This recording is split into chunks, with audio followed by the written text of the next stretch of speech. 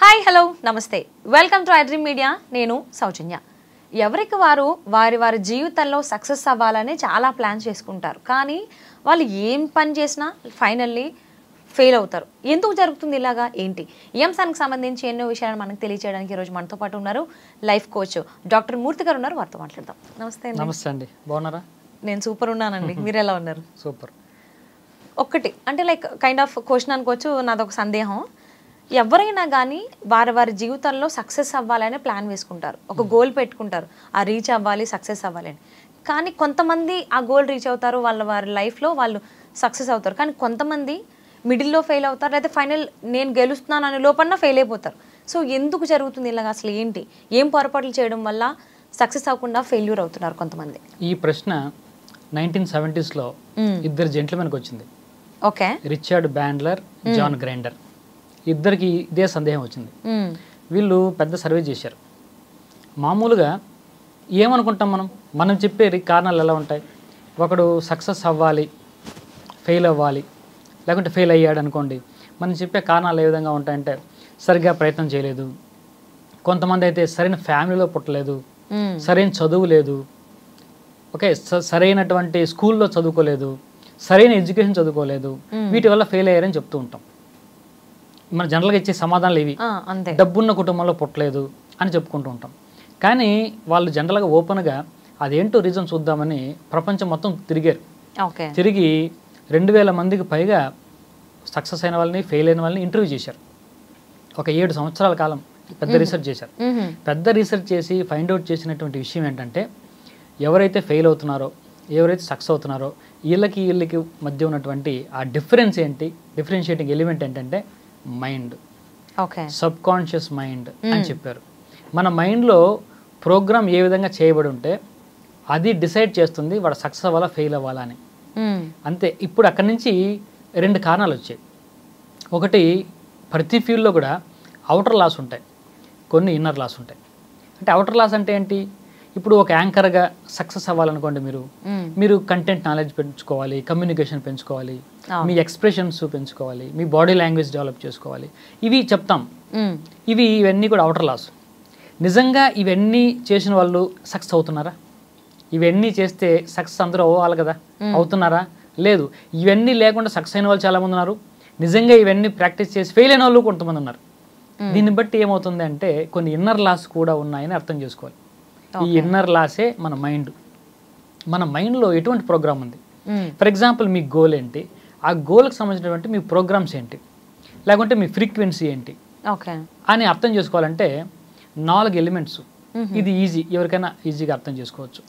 మీరు గోలు లేకుంటే దాంట్లో ఫెయిల్ అయ్యారనుకోండి, ఇప్పుడు 4 విషయాలని మీరు చెక్ చేసుకోమని చెప్తారు. ఒకటి, మీ యొక్క థాట్స్, ఆలోచనలు, మీ ఫీలింగ్స్, ఎమోషన్స్, మీ బిలీఫ్స్, మీ యాక్షన్స్. ఈ 4 కూడా అలైన్మెంట్లో ఉంటే వాళ్ళు సక్సెస్ అవుతారు. ఇందాక మీరు అన్నారు సరే, కొంతమంది బాగా ప్లాన్ చేస్తారు, ప్లాన్ చేస్తూనే ఉంటారు, ప్లాన్ సూపర్గా చేస్తారు, ఎగ్జిక్యూషన్లోనో లోపమో ఎక్కడో లోపమో ఫెయిల్ అయిపోతూ ఉంటారు, అల్టిమేట్ రిజల్ట్ రాదు. అవును. ఇక్కడ ఏంటంటే మేబీ థాట్స్ బాగుండొచ్చు, ఫీలింగ్స్ కూడా బాగుండొచ్చు, బిలీఫ్స్ కూడా బాగుండొచ్చు, యాక్షన్స్ సరిగ్గా ఉండవు. కొంతమంది యాక్షన్స్ చాలా బ్రహ్మాండంగా చేస్తారు, యాక్షన్స్ అంటే బాగా చెమటోడ్చి కష్టపడిపోతూ ఉంటాడు, అన్నీ చేస్తూ ఉంటాడు, కానీ ప్రాపర్ బిలీఫ్ సిస్టమ్ ఉండదు. అంటే ఈ బిలీఫ్స్ అంటే ఏంటి అంటే, ఒక ఉదాహరణకి ఒక లేడీ ఒక హీరోయిన్గా సక్సెస్ అవ్వాలనుకుంది. హీరోయిన్గా సక్సెస్ అవ్వాలంటే మనం ఈ FTBA ప్రకారం ఏంటంటే ఆవిడ యొక్క థాట్స్ ఏంటి, హీరోయిన్గా ఆ కెరీర్ పట్ల ఆవిడకున్నటువంటి ఆలోచనలు ఏంటి, ఆవిడకున్నటువంటి ఎమోషన్స్, ఫీలింగ్స్ ఏంటి, ఆవిడకున్నటువంటి బిలీఫ్స్, నమ్మకాలు ఏంటి.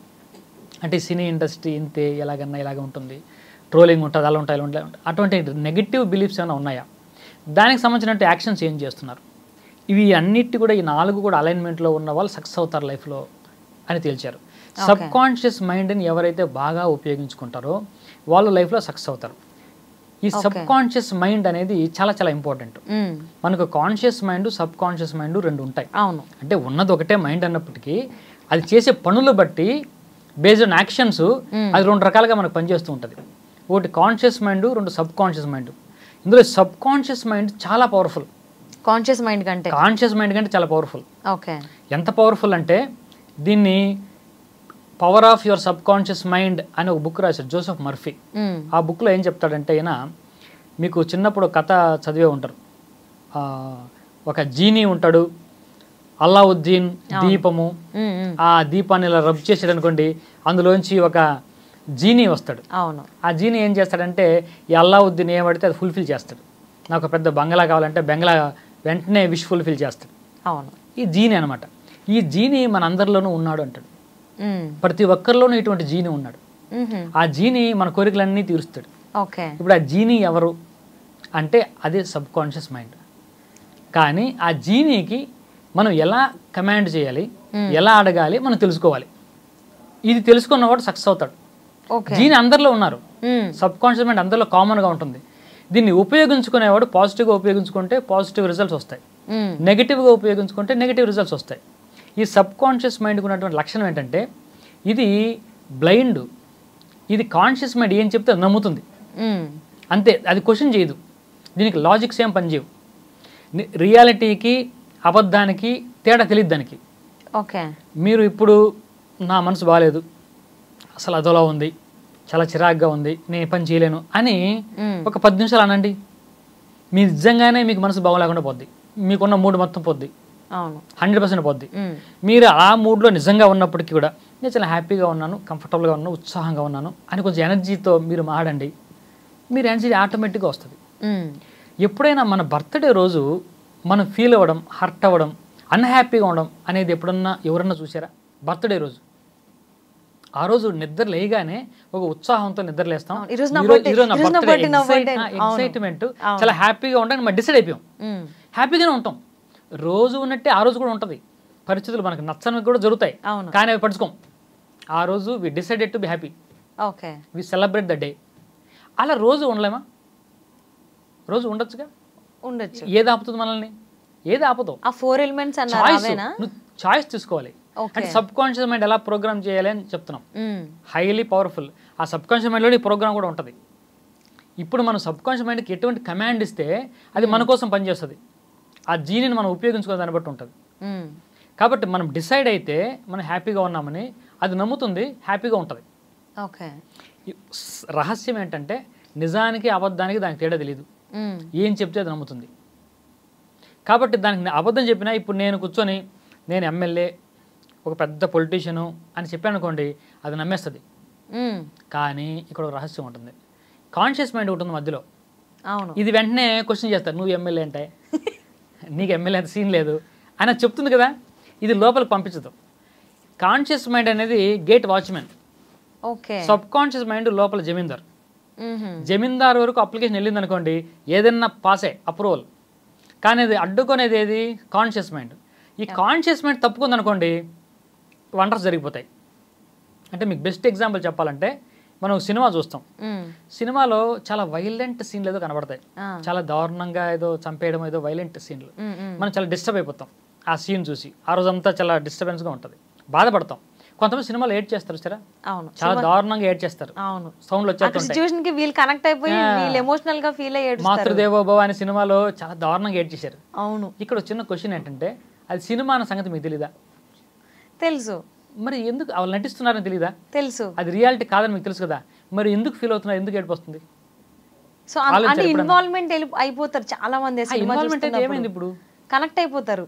అంటే ఏం జరిగిందంటే, మీరు ఎప్పుడైతే ఇన్వాల్వ్ అయ్యారో, మీరు చెప్పినట్టు ఎప్పుడైతే ఒక ఎమోషన్ గురయ్యారో, ఎమోషన్లో ఉన్నప్పుడు కాన్షియస్ మైండ్ పనిచేయదు. అది లాజిక్. మనం ఏ ఎమోషన్లో ఉన్నా అప్పటి కాన్షియస్ మైండ్ పనిచేయదు. కాన్షియస్ మైండ్ ఎప్పుడైతే గేట్ వాచ్మెన్ ఎప్పుడైతే నిద్రపోతున్నాడో, గేట్లో కూడా ఆపడం, నేరుగా థాట్ నేరుగా సబ్ కాన్షియస్ మైండ్కి వెళ్ళిపోద్ది. సబ్ కాన్షియస్ మైండ్ నిజం అనుకుంటుంది, ఏదొస్తే అది, ఏదొచ్చినా ఆర్డర్ పాస్ చేస్తూ ఉంటుంది. అది మీరు ఏ ఎమోషన్లో ఉన్నా మీకు పని చేయవు. అంటే ఇలా చెయ్యొచ్చు. ఇప్పుడు కొంతమంది మన దగ్గర వాళ్ళు ఎవరన్నా పోయారనుకోండి, చాలా బాధపడుతూ ఉంటాం. బాధపడితే వస్తుందండి, తిరిగి వస్తాడా? ఈ లాజిక్ క్వశ్చన్స్ అప్పుడు పనిచేయవు. అసలు ఆ క్వశ్చన్ వేసుకోము, దానికి సంబంధం ఏమి ఉండవు. ఆయన లేరు, నాకు బాధ అవుతుంది, అంతే. ఈ కైండ్ ఆఫ్ ఉంటుంది. ఎప్పుడు మన ఎమోషన్ గురైనా కాన్షియస్ మైండ్ పని చేయదు. కాన్షియస్ మైండ్ మన ఎమోషన్ ఫ్రీ స్టేట్లో ఉన్నప్పుడు మాత్రమే బాగా పనిచేస్తూ ఉంటుంది. అంటే ఒక పర్సన్ వారి లైఫ్లో సక్సెస్ అవుతున్నారు అన్నా ఫెయిల్ అవుతున్నారు అన్నా సబ్ కాన్షియస్ మైండే ప్లేస్ ద మెయిన్ రోలా? మెయిన్. ఇప్పుడు ఒక వ్యక్తి బాగా ఎదుగుతున్నట్టు బాగా లైఫ్లో సక్సెస్ అవుతున్నట్టు విజువలైజ్ చేసుకున్నాడు అనుకోండి. విజువలైజేషన్ కూడా ఒక ఎమోషన్ ఉంటుంది అందులో. ఇప్పుడు మీరు ఒక యాంకర్గా ఒక మంచి బాగా టాప్ రేటెడ్ యాంకర్గా ఉంటూ ఒక విజువలైజ్ చేసుకొని ఒక పెద్ద ఓన్ హౌస్ మంచి కారు ఉన్నట్టు విజువలైజ్ చేసుకున్నారు అనుకోండి, ఆ ఎమోషన్లో ఆ కాన్షియస్ మైండ్ కొంచెం తప్పుకుంటుంది. ఆ విజువలైజేషన్ సబ్ కాన్షియస్ మైండ్కి వెళ్తుంది. ఈ సబ్ కాన్షియస్ మైండ్ ఏం చేస్తుందంటే మనలో ఉన్నటువంటి ఆ స్కిల్ అంతా బయట తీసుకొస్తుంది. మన చుట్టూ ఉన్నటువంటి రిసోర్స్ అంతా మనకు తీసుకొచ్చి చూపెడుతూ ఉంటుంది. ఇది ఎలా చూపెడుతుందో మీకు ఎగ్జాంపుల్ చెప్తాను. మీరు ఒక కార్ కొనాలనుకున్నారు, అనుకుంటున్నారు నిజంగానే, ఏ కార్ చెప్పండి? ఐదర్ టాటా బ్రాండ్ కానీ లేదంటే మహీంద్రా బ్రాండ్ కానీ, ఇండియన్ బ్రాండ్స్. స్పెసిఫిక్ ఏమైనా ఉందా? Tata Punch. Great, very good. ఇప్పుడు పంచ్ కొనాలనుకుంటున్నారు, ఏ కలర్ కొందాం అనుకుంటున్నారు? సో కైండ్ ఆఫ్ ఒక యూనిక్ స్టైల్ ఉండేటువంటి కలర్. అండ్ ఎన్ని కలర్స్ ఉన్నాయి? Maroon, okay, kind of green kind of shade వస్తుంది. Green colour, okay, emerald green colour లో వస్తుంది. ఓకే, అది ఉంది కదా మీ మైండ్ లో. ఇప్పుడు ఈ రోజు మీరు ఇంటికి వెళ్ళేటప్పుడు ట్రాఫిక్ లో చూడండి, మీకు ఎన్ని టాటా పంచులు ఆ గ్రీన్ కలర్ లో ఉన్నట్టు కనపడతాయి చూడండి. చాలా సార్లు ఇలాగే నేను అనుకోవడం, అవి చాలా కార్లు కనిపిస్తాయి నాకు. అది రోజు కూడా ఉంటాయి, అలాగే వెళ్తూ ఉంటాయి. అవును, మీరు చూడాలని కూడా చూడరు, కానీ అప్పుడు కనపడతాయి. ఎందుకు కనపడతాయి అంటే మీ సబ్ కాన్షియస్ మైండ్ పనిచేస్తూనే ఉంది. మీ సబ్ కాన్షియస్ మైండ్ లోకి ఆ థాట్ ఉంది. అంటే మా బాస్ యజమాని మీరు టాటా పంచ్ కొందాం అనుకుంటున్నారు కదా, కాబట్టి అది టాటా పంచ్ని చూస్తూ ఉంటది. మీరు ఫోన్ మాట్లాడుతున్నా వెంటనే టాటా పంచ్ కనబడితే మీరు దృష్టి దాని మీద పడిపోద్ది. మీరు ఎన్ని పనులు చేస్తున్నా అది మీకు మైండ్కి వస్తూ ఉంటది. ఇంతకు ముందు మీకు ఆ కార్ కొనాలని ఆలోచన లేనప్పుడు కూడా అన్ని కార్లు మీకు ముందే పోయి ఉంటాయి, అప్పుడు మీరు గమనించరు. ఇప్పుడు మీరు అనుకోవట్లేదు, అయినా మీ దృష్టిలో పడుతూ ఉంటాయి. అంటే సబ్ కాన్షియస్ మైండ్ ఏం చేస్తున్నాయంటే మీ చుట్టూ ఉన్నటువంటి రిసోర్సెస్ని, అవకాశాలని మీ మైండ్ ఏదైతే కోరుకుంటున్నో మీ దగ్గర తీసుకొచ్చి చూపెడుతుంది, మిమ్మల్ని అలర్ట్ చేస్తుంది. అంటే మిమ్మల్ని యాంటెనాలా చేసి చుట్టూ ఉన్న సిగ్నల్స్ అన్నీ కూడా తీసుకుంటుంది ఆ సబ్ కాన్షియస్ మైండ్. ఓకే, ఒకవేళ మీరు కారు గురించి ఆలోచన లేదనుకోండి, మీరు అలా వెళ్తూ ఉంటే టాటా షోరూంలో 50% ఆఫర్ రైట్ నౌ, ఈ రోజు 50% ఆఫర్ అని ఆఫర్ మీకు కంటికి కనపడినా మీరేం స్పందించి వెళ్ళిపోతారు. మీకు సంబంధం లేని విషయం అది, అంతేగానా? మీరు కారు కొందాం అనుకుంటున్నప్పుడు ఆ 50% ఆఫరు మిమ్మల్ని ఎలా అట్రాక్ట్ చేస్తుంది, ఇమ్మీడియట్గా అప్పో చేసి వెంటనే పే చేసి 50% కొనేసుకుంటారు కారు. అది ఆలోచన లేనప్పుడు 70% ఆఫర్ ఉన్నా కూడా మీరు పడుచుకోరు. ఎందుకు అంటే ఆ ఆపర్చునిటీని, అంటే ఒక యాంటెనా ఉన్నప్పుడు ఇది దీనికి ఏ సిగ్నల్ అవసరమో అవన్నీ తీసుకొచ్చి పెడుతూ ఉంటుంది. It's like law of attraction అంటారా? It's kind of law of attraction. అంటే మన thoughts will become things. Law of attraction లో మీరు దేనైతే ఫోకస్ చేస్తూ ఉంటారో అది మన లైఫ్ లో డెవలప్ అవుతూ ఉంటుంది. అంటే మన వైబ్రేషన్, మళ్ళీ ఇక్కడ ఫ్రీక్వెన్సీ వైబ్రేషన్, మనం ఒక ఫ్రీక్వెన్సీలోకి ఉన్నప్పుడు ఆ ఫ్రీక్వెన్సీ రిలేటెడ్ అన్నీ మనకు కనబడుతూ ఉంటాయి. ఈ టాటానే కాదు, మిగిలిన కార్లు కూడా ఇప్పుడు ఆ సెగ్మెంట్లో, మీరు ఏ సెగ్మెంట్లో అయితే కొందాం అనుకుంటున్నారో ఆ సెగ్మెంట్ రిలేటెడ్ కార్లన్నీ కూడా మీకు మీ దృష్టికి వస్తూ ఉంటాయి. ఇంకా బెటర్ ఆప్షన్ కూడా మీకు కనపడొచ్చేమో. అంటే ఎందుకు అటువంటివన్నీ అట్రాక్ట్ చేస్తూ ఉంటుంది. ఇదే లా ఆఫ్ అట్రాక్షన్. ఓకే, కాబట్టి ఈ సబ్ కాన్షియస్ మైండ్కు సరైనటువంటి డైరెక్షన్ మనం ఇవ్వగలిగితే, విజువలైజేషన్ ద్వారా సరైన డైరెక్షన్లో పెట్టేస్తే మాత్రం అది మన కోసం పనిచేస్తూ ఉంటుంది. ఇది 24/7 పనిచేస్తుంది. ఈ కాన్షియస్ మైండ్ మనం ఇప్పుడు కాన్షియస్గా ఉన్నా ఇప్పుడు పనిచేస్తుంది, నిద్రపోతే పనిచేయదు. కానీ నిద్రలో కూడా సబ్ కాన్షియస్ మైండ్ పనిచేస్తూనే ఉంటుంది. అవును, దాని ప్రోగ్రామ్స్ అది చేస్తూనే ఉంటుంది. కాబట్టి మనం ఏం చెప్తామంటే బేసిక్గా కొంతమందికి ఒక లైఫ్ కోచ్గా పడుకునే ముందు ఒక గోల్ అచీవ్ అయినట్టు ఒక గుడ్ ఫీల్ తోటి ఆలోచన చేసి విజువలైజ్ చేసి పడుకోండి. ఇంకా 8 hours మీరు పడుకుంటారు అనుకోండి, ఆ 8 hours 6 hours కూడా సబ్ కాన్షియస్ మైండ్ దాని గురించి ఆలోచిస్తూ దాని ప్రోగ్రామ్ చేసుకుంటూ ఉంటుంది. అది మన లైఫ్లోకి ఎలా అట్రాక్ట్ చేసుకో అది చూసుకుంటూ ఉంటుంది. దాని హెడ్డే కదా పడుతూ ఉంటుంది. మనం చేయాల్సింది ఏంటంటే మనం ఏమి చేయొద్దా అంటే మనం చేయాలి, మనం కూడా అందులో పార్టిసిపేట్ చేయాలి. మనం క్రియేటర్స్, అందులో మనం పార్టిసిపేట్ చేయాలి. అది లా ఆఫ్ అట్రాక్షన్ మీరు ఇందాక అన్నారు కదా, లా ఆఫ్ అట్రాక్షన్ యాక్షన్ ఉంది. యాక్షన్ ఏమి చేయకుండా కళ్ళు మూసుకుంటే ఏమి అయిపోవు, మిరాకిల్స్ ఏమి జరిగిపోవు. మనం యాక్షన్ అయితే చేయాలి. ఇందాక చెప్పాను TFBAలో చెప్పాను, TFBA లాస్ట్ యాక్షనే. మన యాక్షన్ అయితే ఉండాలి. యాక్షన్ ఉంటూ ఈ విధంగా విజువలైజేషన్ చేసుకోవడం వల్ల, లేకుంటే అఫర్మేషన్ చేసుకోవడం వల్ల పదే పదే మనం చెప్పడం అఫర్మేషన్ అంటాం. ఒక విషయాన్ని అచీవ్ అయినట్టు ఫీల్ అవ్వడం విజువలైజేషన్ అంటాం. ఈ రెండింటి ద్వారా మనం సబ్ కాన్షియస్ మైండ్కి మంచి కమాండ్ ఇవ్వచ్చు. అది తీసుకున్నది అనుకోండి, మనం ఏదైనా ఏ పొజిషన్ మనకి ఇస్తుంది. అది నేను ఇది లైఫ్ కోచింగ్లో మనం చెప్తూ ఉంటాం చాలా మందికి, అలా ఆ సమయం వచ్చినప్పుడు ఎగ్జిక్యూట్ చేస్తూ ఉంటుంది. ఓకే, అంటే ఇప్పుడు మీరు ఒక ఫార్ములా చెప్పారు కదా, FTAB అంటే F for feelings, T for thoughts, A for affirmations, beliefs, B for actions. Okay, మనం బిలీఫ్ సిస్టమ్ ఉండాలి. అంటే ఐ కెన్ డూ ఇట్ అనే బిలీఫ్ సిస్టమ్. ఒకడు కొంతమంది ఉంటారు చూడండి, థాట్స్ బాగానే ఉంటాయి, ఫీలింగ్స్ బాగానే ఉంటాయి, బిలీఫ్ తన మీద తనకు నమ్మకం ఉండదు. నేను ఈ పని చేయలేనులే అలా అనుకున్నాను కానీ కారు కొనలేను, అసలు నాకు కారు అవసరమా, డౌట్ఫుల్గానే ఉంటాడు. ఓకే, నా కారు నిజంగా అవసరమా అంటే ప్లాన్ చేస్తూ ఉంటాడు, అన్నీ చేస్తూ ఉంటాడు, అసలు నాకు కారు అవసరమా, కార్ కంటే బెటర్ ఏదైనా ఇన్వెస్ట్మెంట్ చేస్తే బెటర్ ఏమో, డైలమాలో ఉంటాడు. ఫర్మ్ బిలీఫ్ ఉండదు ఇతనికి. కాబట్టి బిలీఫ్ అనే దగ్గర ఇతనికి ఫ్రీక్వెన్సీ దెబ్బతింటుంది. ఓకే, అలైన్మెంట్లో లేవు. ఈ అలైన్మెంట్ చేస్తే మన సబ్ కాన్షియస్ మైండ్ పర్ఫెక్ట్గా పనిచేస్తాం అనుకో. ఇలా అలైన్మెంట్ లేనప్పుడు కన్ఫ్యూజ్ అవుతుంది సబ్ కాన్షియస్ మైండ్. వీడి అసలు ఏం కావాలి వీడికి థాట్ ఏమో ఇలా ఉంది, వీడి ఫీలింగ్స్ ఇలా ఉన్నాయి, బిలీఫ్స్ ఇంకోలా ఉన్నాయి, చేసే పనులు ఇంకోలా ఉన్నాయి, అసలు వీడికి ఏం కావాలి. ఇది నేను చెప్తున్నా, ఈ సబ్ కాన్షియస్ మైండ్ పవర్ఫుల్, కానీ దాన్ని వాడుకోవాలంటే దానికి సరైన డైరెక్షన్ మనం ఇవ్వాలి. ఓకే, అంటే కొంతమంది అన్ని పనులు ఎలా చేయాలి అలా చేయాలి, దీనికి ఎంత కావాలి, ఇది ఇక్కడ పెట్టాలి, ఇది ఇక్కడ పెడితే, ఈ కైండ్ ఆఫ్ ప్లానింగ్ వేసుకుంటారు. కానీ ఫైనల్ చూస్తే ఫెయిల్యూర్ అవుతారు. దానికి ఒక అంటే సర్ది చెప్పుకోవడం అనాలో ఏంటో తెలియదు, కానీ అన్నీ చేస్తున్నా కానీ ఫెయిల్ అవుతారా. గుమ్మడికాయ అంత టాలెంట్ ఉంటే కాదు, ఆవగించేంత అదృష్టం ఉండాలి అనేటువంటి సామెతని యూజ్ చేసుకుంటూ నేను ఏం చేసినా పని అవ్వట్లేదు, అన్నీ ఫెయిల్ అవుతున్నాయని మళ్ళీ తనకు తానే డిస్కరేజ్ చేసుకుంటారు, ఎంకరేజ్ చేసుకోకుండా. రైట్, అదృష్టం గురించి నేను చెప్తాను. అదృష్టం అనేది ఆ పదం ఉపయోగించడం నాకు అభ్యంతరం లేదు, కానీ వాస్తవానికి ఏంటంటే లా ఆఫ్ అట్రాక్షన్ గురించి చెప్పాలి. ఇప్పుడు అదృష్టం అంటే లా ఆఫ్ అట్రాక్షన్లో మన చుట్టూ ఉన్నటువంటి యూనివర్స్లో ఉన్నటువంటి ఫోర్సెస్, వ్యక్తులు కానీ పరిస్థితులు కానీ మనకు అనుకూలించాలి. మనలో ఎంత టాలెంట్ అయినా ఉండొచ్చు, పరిస్థితి అనుకూలించినప్పుడు మనం ఏం సాధించలేం. ఓకే, ఒక ఉదాహరణ చెప్తాను చూడండి.